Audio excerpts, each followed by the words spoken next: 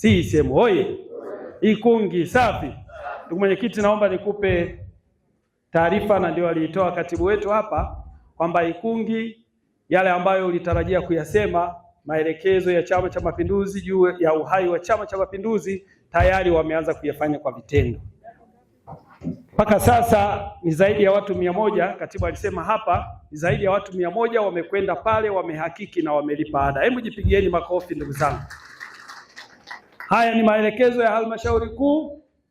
Uhai wa chama unaanzia kwenye uhai wa mwanachama. Ni lazima ulipe ada.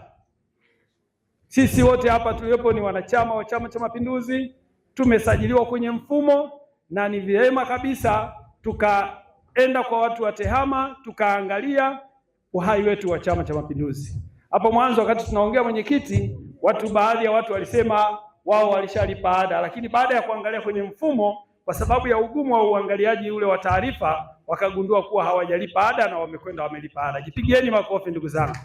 Lakini haya maelekezo sasa yakashuke chini. Mwenyekiti wetu wa mkoa ametutuma tuwaelekeze kwamba twendeni tukaanzie kwenye ngazi ya wilaya, kata, matawi mpaka kwenye shina.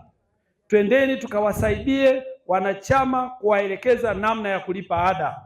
Tuwatumie vijana wetu wa TEHAMA, lakini tunaye programu ya ulipaji wa ada.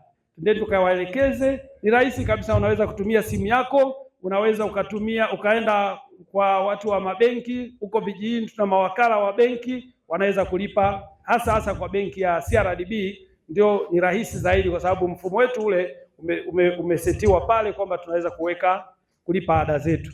Kwa hiyo niwaombe viongozi, kwa niaba ya mwenyekiti anasisitiza, anataka mkoa wake uwe wa kwanza. Wangapi wanakubaliana na mwenyekiti kwamba mkoa wetu tuongoze, lakini Ikungi iwe ya kwanza, si ndio jamani?